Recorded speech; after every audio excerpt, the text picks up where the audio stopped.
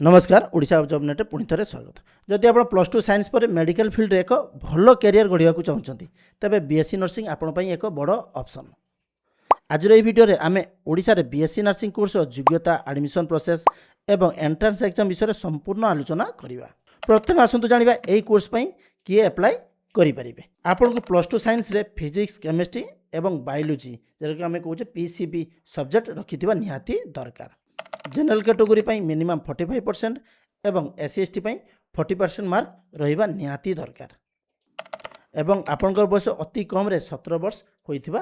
ओडिशा रे सरकारी किंबा प्राइवेट कॉलेज रे एडमिशन पाई आपन को प्रथमे ओजेई ओडिशा जई entrance examination देबाकू पड़िबो।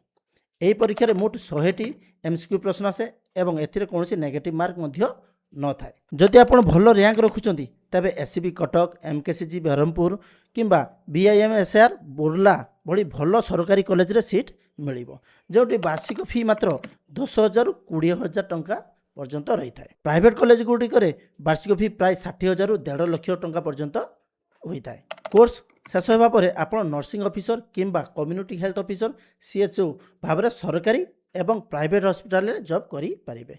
Odisha government OSSC nursing officer नियुक्ति रे एहार को भल भूमिका बा स्कोप रही। तेबे आपण केबे एही एग्जाम देवा को प्रस्तुत होउचंदी कमेंट रे निश्चय जणातु। वीडियोटी भल लागिते लाइक शेयर एवं चैनल को सब्सक्राइब करिया को भूलिबे नै। देखबा आगामी वीडियो रे। जय जगन्नाथ।